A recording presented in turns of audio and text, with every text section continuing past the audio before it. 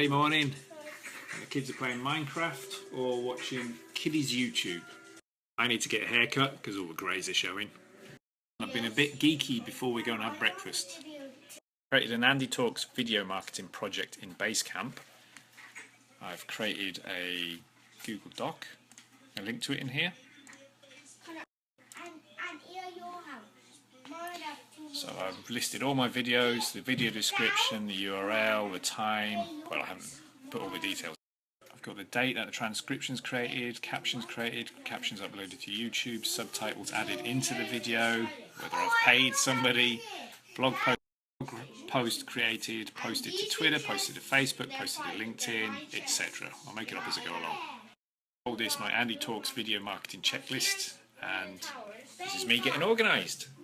So the first 31 days of videos was just me trying to get into a daily habit, which I've done now. Now that's going, I'm going into phase 2, which is getting more organised and getting streamlined and then starting to outsource. Obviously it's taken me time, which costs money really at the end of the day, to do all this. And I'm going to start paying people as well, which is all good because sometimes you can put time into something and not think it's money. But when you're paying €10 a video to get it up and transcribed, captioned and whatever, you're doing one a day, then the cost is going to start racking up and you better get an ROI on it. So now I've got to start thinking, how can I make a return on the work I'm doing and the money I'm forking out? Obviously I've thought about this already before, but now I'm going to have to get into detail. Obviously I wouldn't go down this route if I didn't think there was some benefit for my business. Of course, now that I'm going down this route, I realise that I'm doing this sort of vlogging for the benefit of these guys here when they get a bit older. Right lads, breakfast? Yeah. That wasn't that enthusiastic. Minecraft is currently winning. Wow, that's a big old house being built there, isn't it? Not so sure about it being below the level of the canal. But I guess the canal isn't going to flood, is it? I've got all the locks further up. Better than being below the level of a river. Right, wanted to talk about processes a little bit this morning.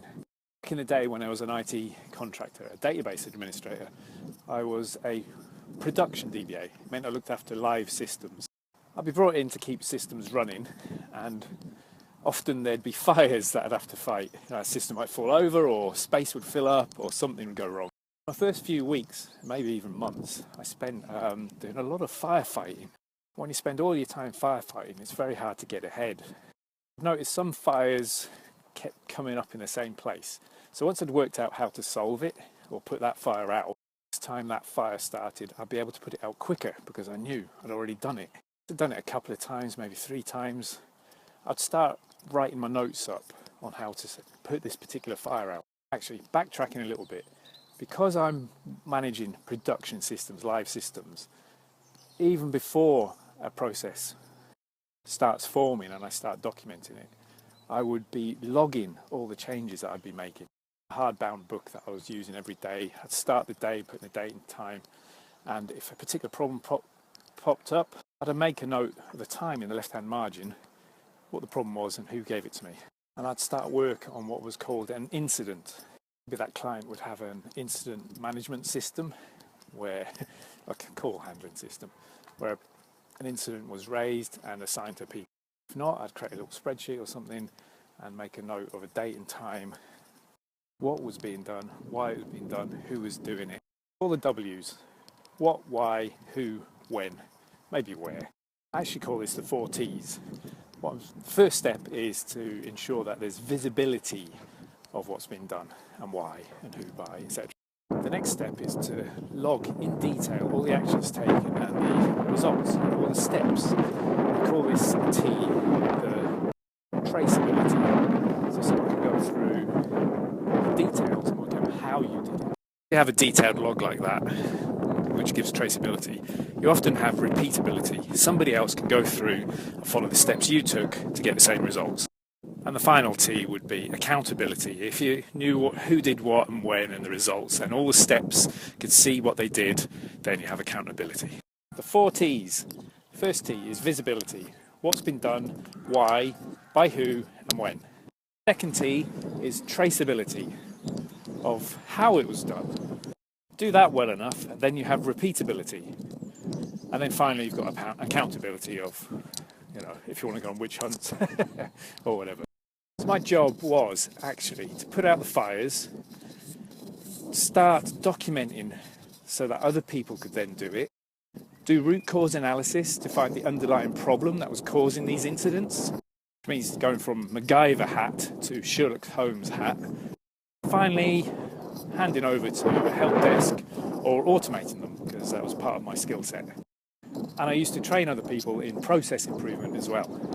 In my mind, a process can go through 6 stages. First off, it's just ad hoc. You've never done it before. It's an ad hoc process. A few times you define it as a process. It's a process you haven't documented yet. You could put it on your list of processes that you need to document. Pick the most important of these processes and document how to do it so someone else can do it. And in my years of documenting processes, I've never ever had one process I've been able to give to somebody and for them to repeat it in one go. To make sure a process is repeatable, you've got to give it to somebody else to step through and see if they can get the same results as you do. And like I say, they're going to come back with questions and things that you're going to have to add to the document to make sure it's clear for other people to follow. Take an ad hoc process, you define it as being a process that your team needs to do. You document it and then you give it to someone else to make it repeatable. Once it's a repeatable process, it could be automated. Not all processes can be automated. After a process has been automated as much as possible, you can then optimize it.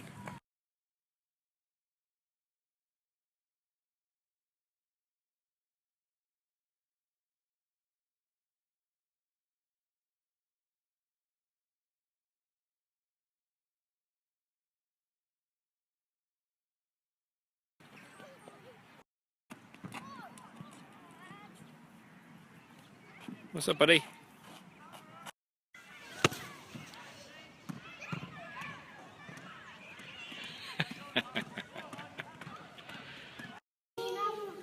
Not movie. Tina, fall. What's that doing? I don't think I did that good a job explaining the 4 T's and the stages in a process life cycle very well. It's really important stuff though, so I'll go through it some other time. I'll try and get it really condensed. Maybe I won't bore you on Snapchat with it. I'll do a video. Anyway, what do you think of the Barnet? You can't see any greys now, can you? It took him a while, but he managed to cut all the greys out.